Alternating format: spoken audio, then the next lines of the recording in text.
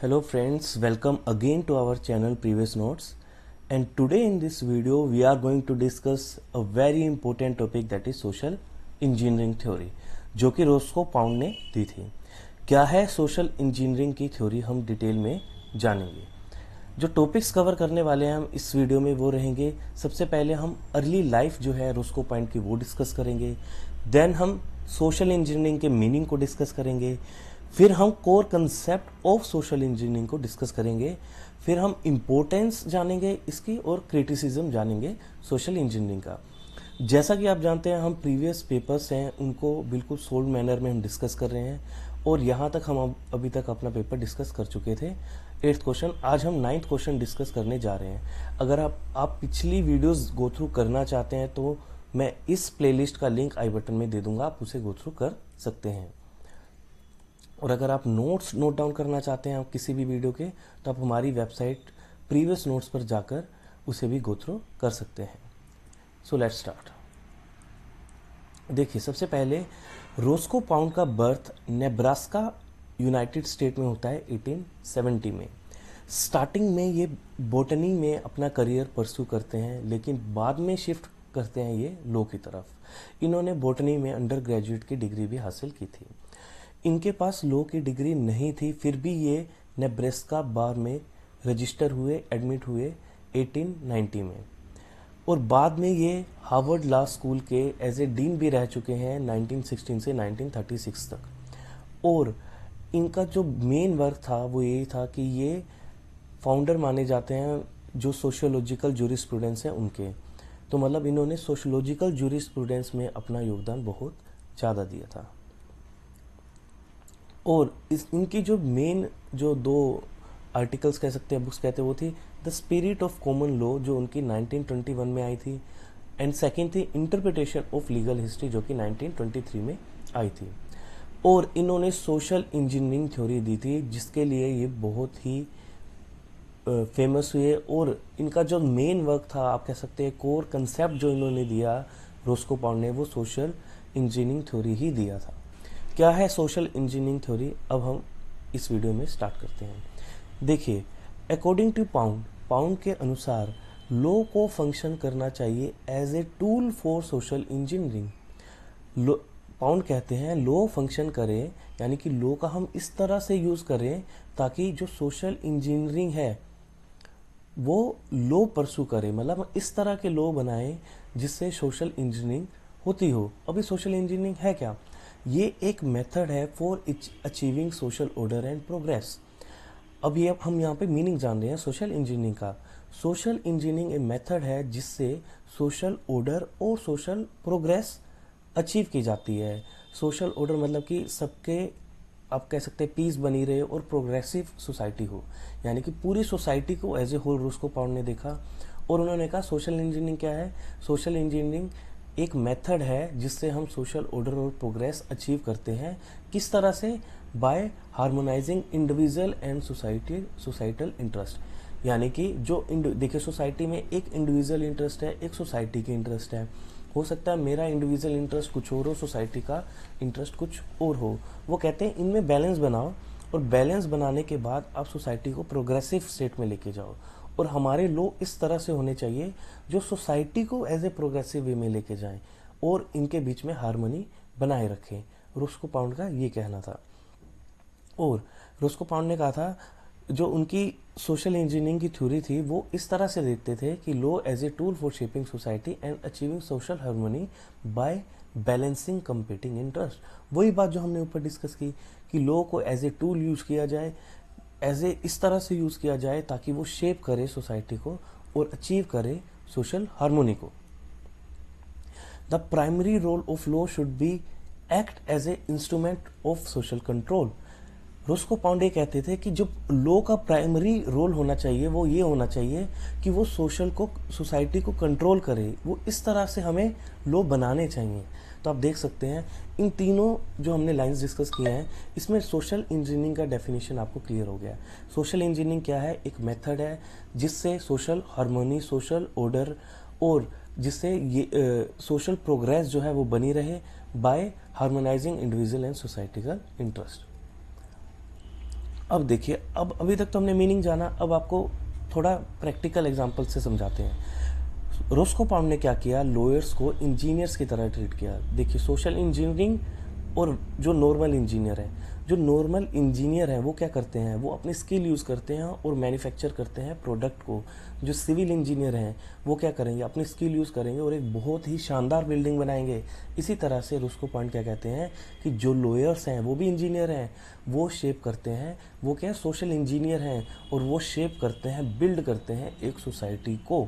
इसलिए वो लॉयर्स को एज ए सोशल इंजीनियर भी मानते हैं। रोस्को पाउंड का कहना है, law is social engineering which means a balance between the competing interest in the society. वो कहते हैं लो क्या है, एक सोशल इंजीनियरिंग ही है, यानी कि लो इस तरह से है, लो इस तरह से बनाने चाहिए, लो को इस तरह से टूल की तरह उसे यूज़ करना चाहिए जहां पर वो क्या कर सके, बैलेंस बना सके competing interest in the society में। अब देखिए, कोर कंसेप्ट पर आते हैं। हमने मीनिंग जाना, हमने एग्जाम्पल जाना, अब कोर कंसेप्ट जानते हैं सोशल इंजीनियरिंग में क्या क्या बातें हैं। सबसे पहले तो लॉ को एज ए टूल यूज़ करना है सोशल इंजीनियरिंग के लिए। सोशल इंजीनियरिंग मतलब प्रोग्रेसिव सोसाइटी बनानी है, बिल्कुल ही जो थ्योरेटिकल बातें हैं हमारी। और दूसरा है सोशल इंजीनियरिंग का कोर कंसेप्ट, बैलेंस बना के रखना है कंपीटिंग इंटरेस्ट में। जैसा हमने थोड़ी देर पहले भी डिस्कस किया, 3 तरह के इंटरेस्ट होते हैं मेनली। इंडिविजुअल के इंटरेस्ट हो सकते हैं, पब्लिक के इंटरेस्ट हो सकते हैं, सोसाइटी के इंटरेस्ट हो सकते हैं, जिसे हम सोशल इंटरेस्ट कहते हैं। इंडिविजुअल इंटरेस्ट किस तरह से, जैसे आपके कुछ पर्सनल राइट्स हैं, आपकी पर्सनल फ्रीडम है, आपका राइट टू प्राइवेसी है, वो आपके पर्सनल इंडिविजुअल इंटरेस्ट हो गए। आपकी सिक्योरिटी है, आपकी प्रॉपर्टी है, आपकी उसकी सिक्योरिटी होगी, फ्री एक्सप्रेशन हो गया, वो क्या है, आपके इंडिविजुअल इंटरेस्ट रहेंगे। और पब्लिक के इंटरेस्ट क्या होंगे, पब्लिक सेफ्टी होगी, एनवायरमेंटल कंजर्वेशन हो गया, नेशनल सिक्योरिटी होगी, ये पब्लिक के इंटरेस्ट होंगे। और सोसाइटी के किस तरह से होंगे कि वेलफेयर होना सोसाइटी का, फैमिली में स्टेबिलिटी बने रहना। तो हमने देखा 3 तरह के इंटरेस्ट है मेनली, इनमें बैलेंस बना के रखना है।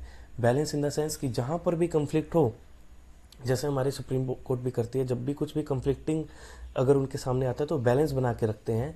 और इसी तरह से लॉ को एज ए बैलेंस बना के रखना है इनके इंटरेस्ट में, ये सोशल इंजीनियरिंग का मेन कंसेप्ट में आता है, कोर कंसेप्ट में। तो 2 हमने अभी तक डिस्कस किए, एक तो लॉ को एज ए टूल यूज करना है फॉर सोशल इंजीनियरिंग, दूसरा बैलेंस बना के रखना है कंपीटिंग इंटरेस्ट में। तीसरा क्या है, maximising social satisfaction with minimum friction. वो कह रहे हैं कि जब आप इंटरेस्ट के बीच में बैलेंस बनाए ना, तो सेटिस्फैक्शन होनी चाहिए मैक्सिमम, यानी कि आप ऐसा रिजल्ट दें जहां पर सोसाइटी की मैक्सिमम सेटिस्फैक्शन हो और मिनिमम फ्रिक्शन हो। यानी कि जहां पर फ्रिक्शन की बातें हो उसे आप छोड़िए, आप सेटिस्फैक्शन की ओर जाइए, ताकि लोगों के बीच में हार्मनी बनी रहे, लोग मिलजुल के रहते रहें। आपको ऐसे लो नहीं बनाने जहां पर लोग एक दूसरे से लड़ने लग जाएं, आप बैलेंस बना के रखिए ताकि सेटिस्फेक्शन बनी रहे। उन्होंने एम्फेसाइज किया सोशोलॉजिकल ज्यूरिस्प्रूडेंस पे, जो हमने अभी डिस्कस किया, और उन्होंने कहा लो एज ए डायनेमिक प्रोसेस। ऐसे अब ये क्यों कहा लो एज ए डायनेमिक प्रोसेस, देखिए सोसाइटी की needs day by day change होती है, सोसाइटी के इंटरेस्ट जो हैं वो भी डे बाय डे चेंज होते हैं। जो आज जिस इंटरेस्ट में बैलेंस बना के हम कोई लॉ बना रहे हैं, ये जरूरी नहीं है कि आने वाले 10 साल बाद भी वही लॉ उसी टॉपिक पर चलता रहे, उसमें चेंजेस रिक्वायर्ड हैं। तो उसमें लॉ क्या है, डायनेमिक प्रोसेस है और उसमें चेंजेस आते रहेंगे और वो अडॉप्ट करने चाहिए। ये कोर कंसेप्ट है सोशल इंजीनियरिंग का। आई होप आपको क्लियर होगा। अब हम देखते हैं इंपॉर्टेंस क्या है। देखिए अब क्या है सॉरी, अब इसमें क्या एम्फेसाइज किया गया, सोशल वेलफेयर को किस तरह से बैलेंस बना के इंटरेस्ट में। अब इस तरह से उन्होंने प्रमोट किया a vision of law that serve as a mechanism for continuous social progress and improvement. अब यहाँ पर लॉ क्या सर्व कर रहा है, एक सोशल प्रोग्रेस सर्व कर रहा है। तो ये इसकी इंपॉर्टेंस है, यानी कि लॉ को एज ए सोशल प्रोग्रेस की ओर लेके जाना, इम्प्रूवमेंट की ओर लेके जाना, ये सोशल इंजीनियरिंग की थ्योरी हमें बताती है। इसमें हमें प्रैक्टिकल अप्रोच जो है लॉ की वो देखने को मिली है। बैलेंस इसमें बना के चले हैं कन्फ्लिक्टिंग इंटरेस्ट के ऊपर। इसने इन्फ्लुएंस किया है लीगल रियलिज्म को और जुडिशियल फ्लेक्सिबिलिटी को, यानी कि जो भी चेंजिंग कंडीशन है सोसाइटी की वो इसमें इनकॉर्पोरेट हो जाती हैं अगर हम ये कंसेप्ट अपनाते हैं। तो इसमें लीगल रिफॉर्म्स की भी बात आती है, यानी कि जो फैमिली लॉ है, जो पब्लिक हेल्थ के लॉ है, उसमें कितने लीगल रिफॉर्म्स आने स्टार्ट हुए सोशल इंजीनियरिंग के कंसेप्ट के बाद ही, क्योंकि ये सोसाइटी की प्रोग्रेसिवनेस को शो करती है, सोसाइटी में बैलेंस बना के रखती है, एक प्रोग्रेसिव सोसाइटी का निर्माण करती है ये, अगर जो लॉज हैं वो सोशल इंजीनियरिंग की थ्योरी के ऊपर बेस होके बनते हैं तो। और लास्ट है humanising law through sociological jurisprudence, यानी कि लॉ जो है मोर रिस्पॉन्सिव है to the real experience, to the real need, यानी कि जो प्रैक्टिकल चीज़ें हैं उनके साथ हम देख रहे हैं, ये इसकी इम्पोर्टेंस है, इसमें सोशल प्रोग्रेस को भी इम्पोर्टेंस दी गई है। अब क्रिटिसिज्म पे आते हैं, क्रिटिसिज्म क्या होता है इसका।